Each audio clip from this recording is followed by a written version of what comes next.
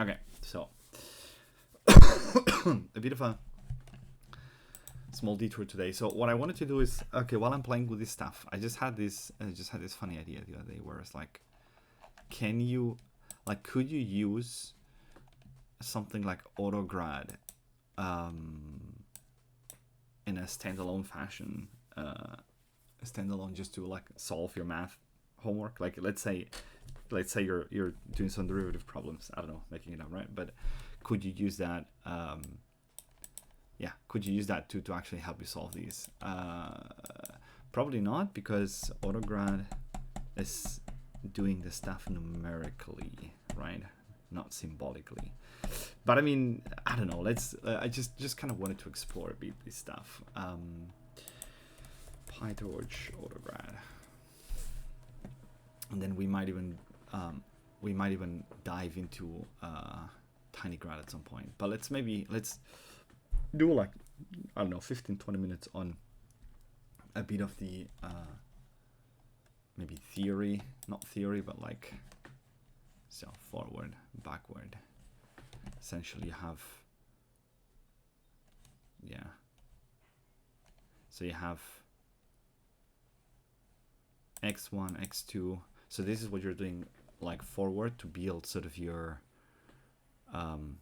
network, right? Multiplying these two, then doing the logarithm, then doing the sine on this one, then multiplying these two. So you have like a set of operations, and then the backwards path basically just move backward. But what is move backward and log backward and sin backward? That would be interesting. I guess those are then just the baked in differentials, but like how do they even know, like how does this even work, right? Because the chain rule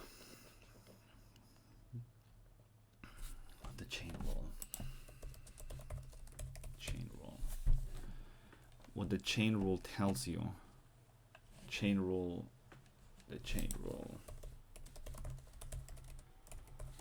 derivatives,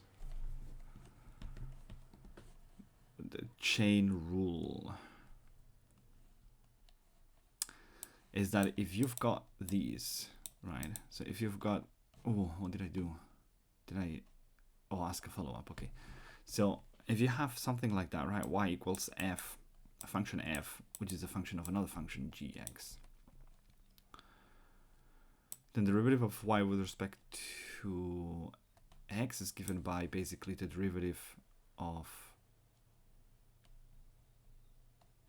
f of these times the derivative of these.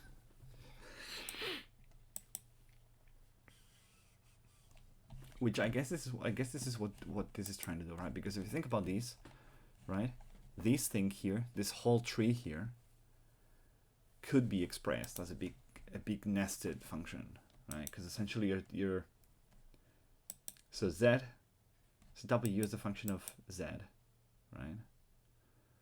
Then w is a function of z. Then w is a function of z, right? Is the sort of the result, is the y of a multiplication function that is a function of y1 and y2, right? I can try to write it. I'm gonna try to write it down somewhere here. So you would kind of have, no, not these. So you would kind of have, you can have a new file. Notes. So you have, let's put these. I hate Mac because you can't easily, I can't easily figure out how to put things like side by side, whatever. We have wz, right? So you've got z on side, and you've got w as a function of z. Is it? No. W.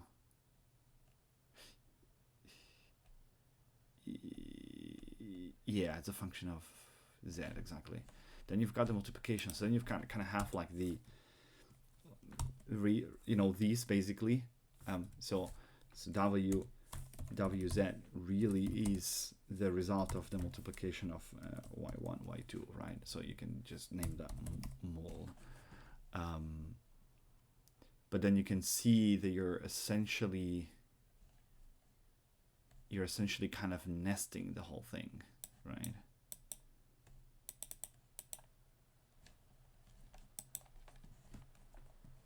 Because then individually y1 is just log of a, right? So you would say kind of y1 is just basically log of a. So you could, you could kind of replace these here. I mean, you can, the point is, I mean, let's try it. Let's just try this, right? So let's make sure that we're not assuming something that is stupid here. It's sine, so y2 is basically the sinus of x2, right? And then really a1 is actually the result of multiplying x1 and x2, right? So a is basically x1, x2, right? So you could actually express the whole thing like this, and that is wz.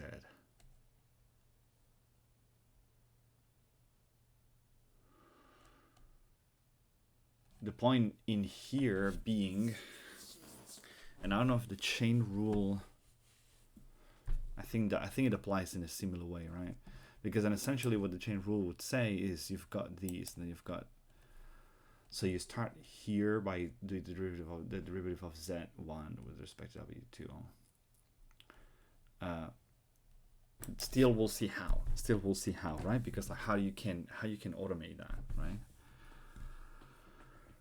At the end of the day, that is, yeah, okay, whatever. Like you're gonna have your loss function, right?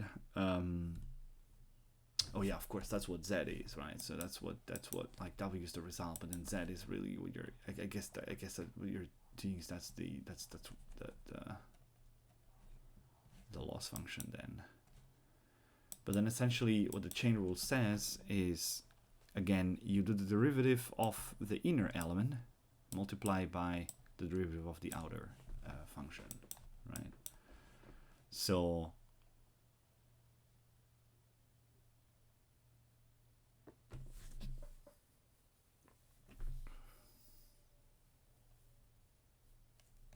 maybe I should have kept track of all of these.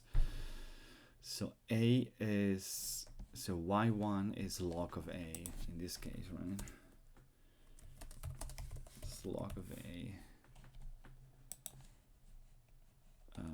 Y2 is sin of x2, right?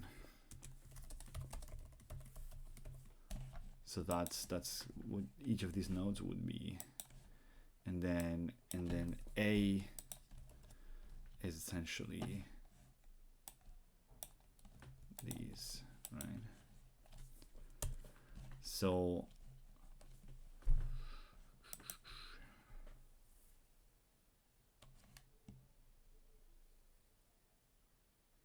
I guess it doesn't matter. I guess what you want to do is you want to know. So from these elements, let's I guess we have to define what is it that you're parameterizing, right? You're parameterizing where are the parameters? Probably in y1, y2. That's probably in between layer. So essentially for these things, right? So for y1, obviously you want, like if you don't know the derivative of these, then it's essentially the sort of the in this case the derivative of a times d log, right? D log of a.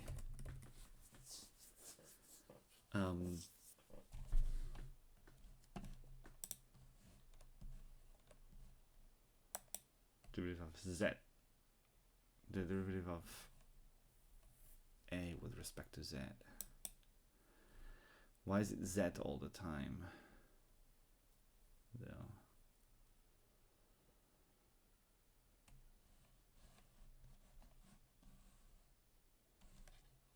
Yeah, multi backward.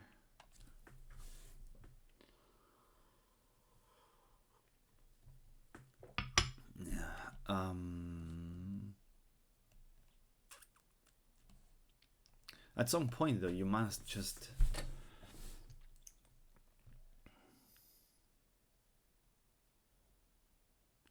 might just know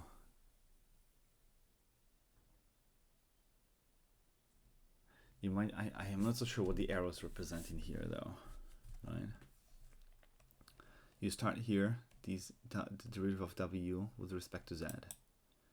Okay, yeah, you start here because you're gonna need it, right? So you're gonna start with the derivative of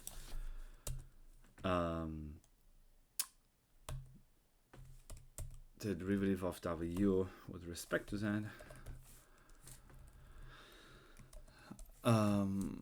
because essentially in the multiplication, right,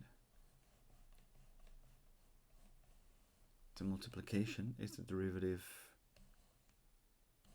y.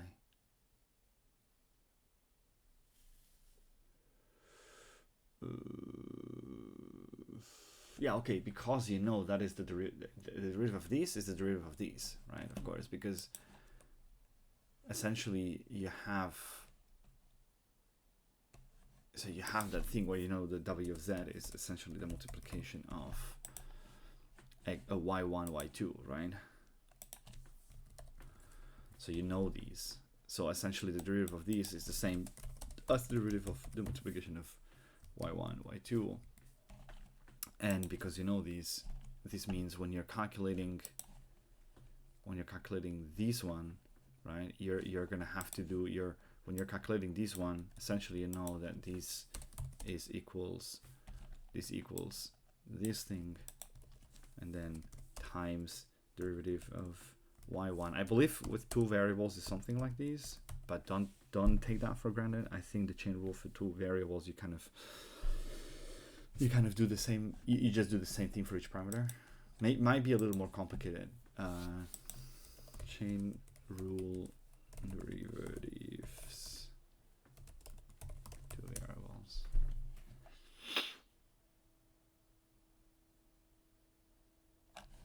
Two independent variables. Okay, no, it's a little different. Okay. It's usually like this, right? So it's usually like that. You do partial derivatives. Okay.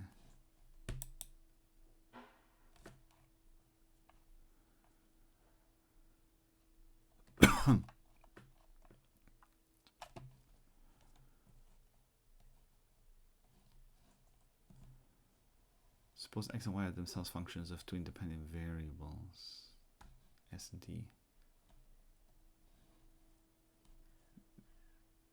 There, so s with respect to t. Oh no. Oh, it's a plus. S with respect to s, x with respect to z. Plus y. Okay. So it's a plus. So it's kind of like, I think you do these and then, right? Yeah, of course, because that's d mul, but you're still independent, so it's still, yeah, it's like these plus these essentially.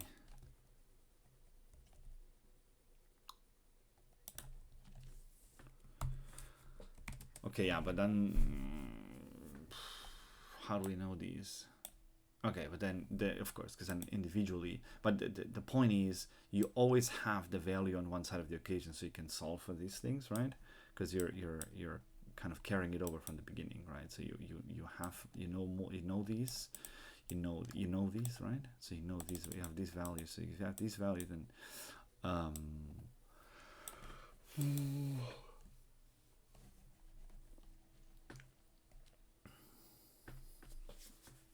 because that's the result of that, right? So you know that this is the same, so you know this value, and then each of these individually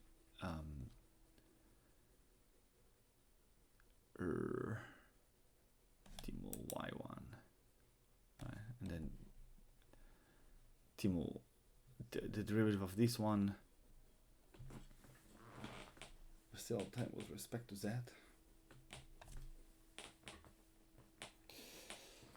Respect to that. Ugh. I have to make sure.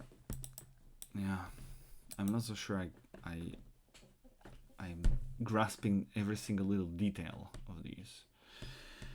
But I think that's the point. And then okay, yeah, but let's just jump into, so you have the fundamentals of autograd.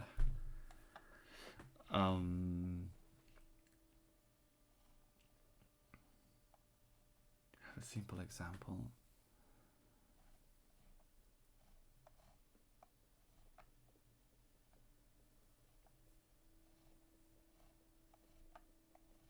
Autograd in training.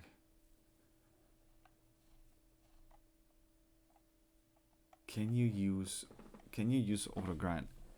Can you use autograd standalone? Can you use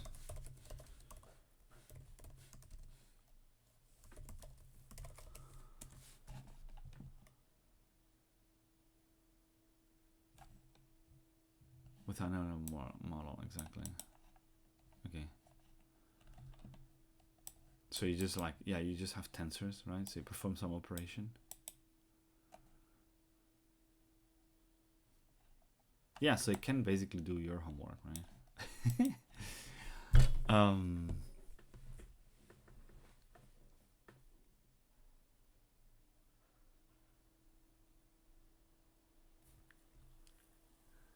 I mean, that's cool actually. Does this work? Import torch.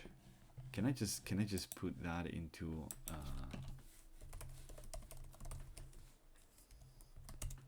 will it actually catch a dependency? Should I install torch? Should I install torch in Replit? Shall. Is peep working here? Should I do peep install torch? Should I do this? And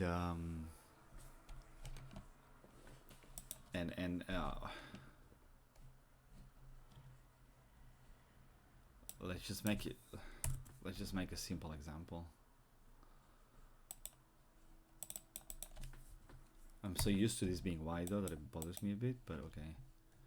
So the derivative of this is like 2x, right? So 2 times 2, 4. Okay, that is a beast actually. But yeah, that essentially would be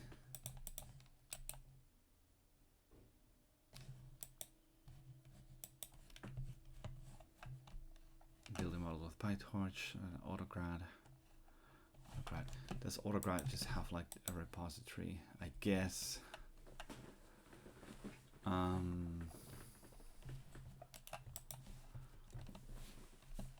Two tensors x and y with required when perform operations obtain z, calling z backward with greater z with respect to x and y. Okay. Exactly, that's what I definitely want to do. So GitHub, remind me later, bro. Autograd.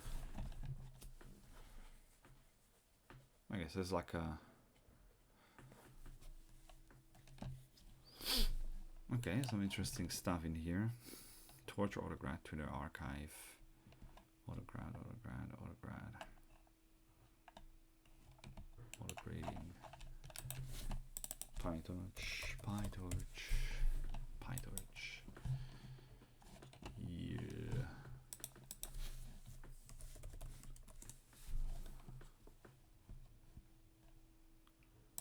Autograd.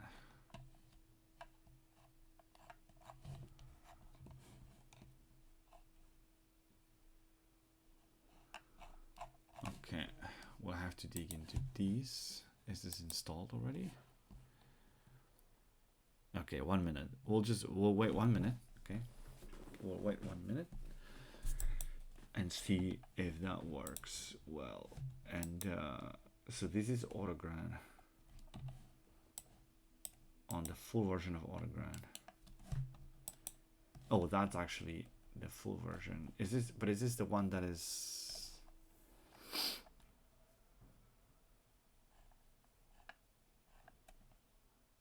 So is this? I don't know if native Python NumPy code? It can handle a large subset of Python's features. Closures, it can even take derivatives of derivatives of derivatives. It supports reverse mode differentiations, backpropagation. It can efficiently take gradients as qualified functions with respect to array value arguments. Forward mode differentiation. What is forward mode differentiation? Okay. But is this the autograd used in PyTorch? It's no longer actively developed. Doing developers. Not working with JAX. What is JAX?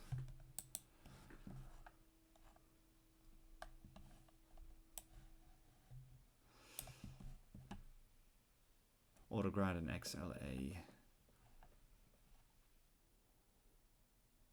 Okay. JAX combines a new version of autograd with extra features such as JIT compilation, whatever that is. Okay. Autograd NumPy.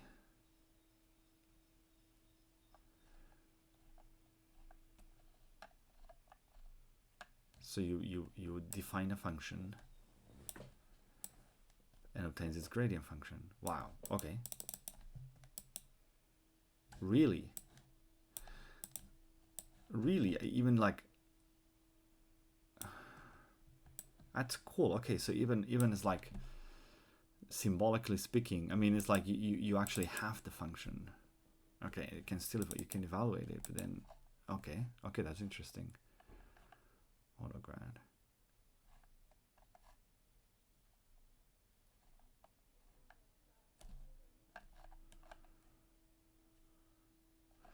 Because I guess what PyTorch is doing is just going to be, I mean, it's just, you're doing a backward path, right? So that was kind of not the point. So autograd, like, have people done autograd on SymPy? Like, is this something that people have explored? I mean, why, right? Here, that's interesting.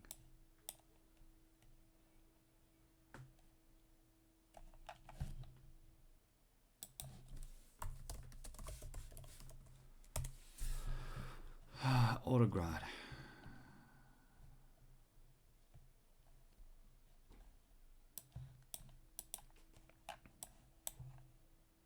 I mean, SymPy has the div method, right? I just how does but SymPy is not open source, is it? Or it is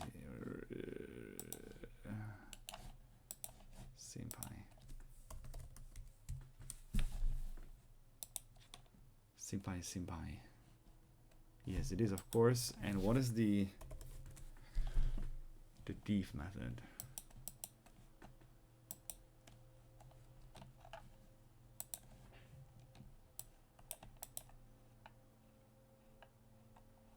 Substitute, compose. It would be interesting to examples. Computes partial derivatives in X. So that's pure symbolical derivation.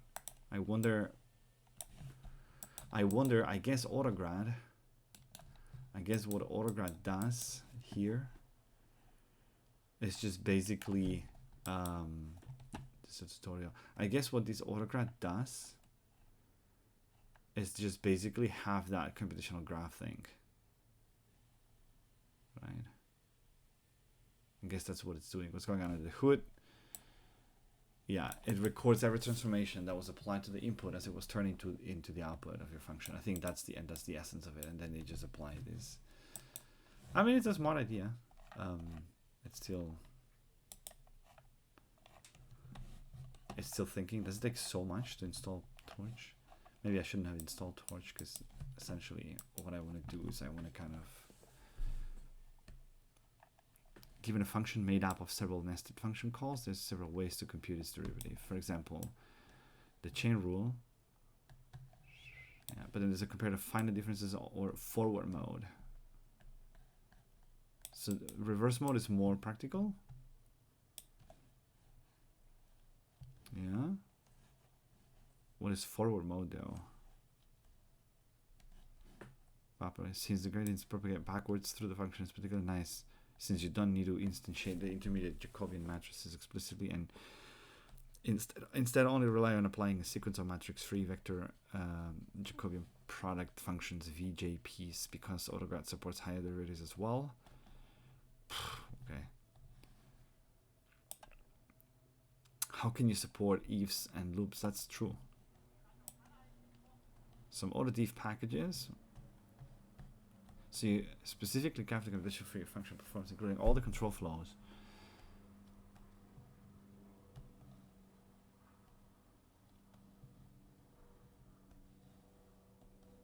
TF while, TF condition, okay. To compute the gradient of a particular input. Yeah, of course, but you're computing of a particular input, right?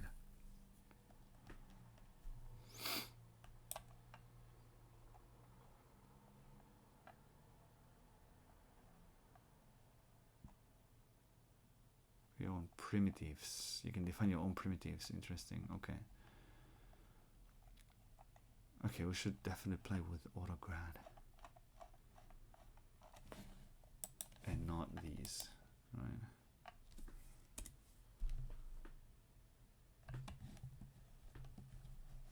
We should definitely play with autograd. And then what are these other ones?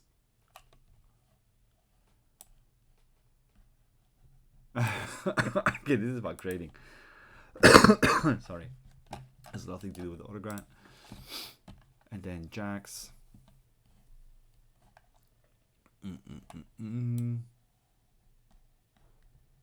Composable functions, composable function transformations.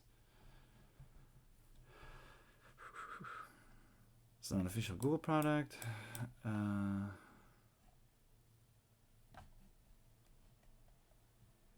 Sorry, there's G for compilation and VMAP for vectorization.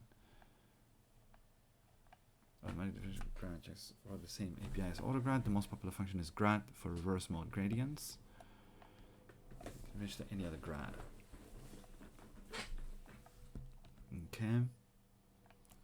For more advanced autodiff, you can use JAX for reverse mode vector Jacobian products.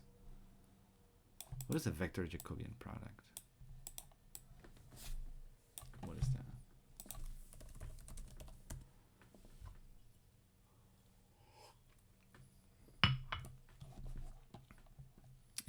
It's a way to efficiently compute the product of two of the Jacobian matrices of vector valid functions of vector, especially forming the full Jacobian matrix. Okay. Okay.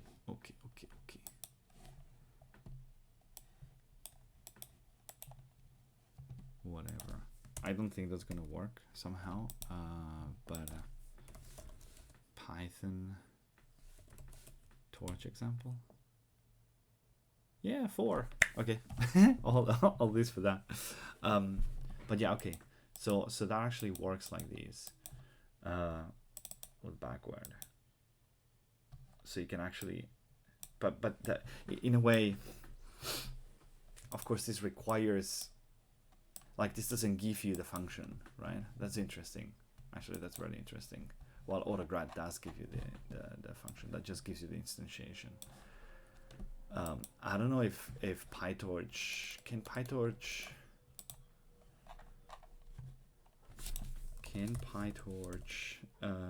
give you. Can PyTorch autograd the instead of the not instantiation but of the evaluation.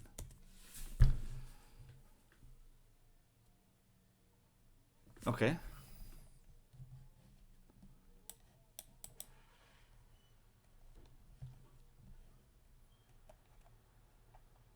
Print X grad. Oh yeah, of course, of course. Oh no, but X grad. No. X grad tells you the. So.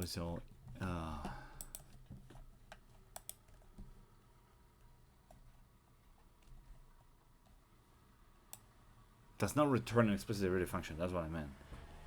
Yeah. That's what I meant. Then why you say yes, bro? Anyway, see you next time.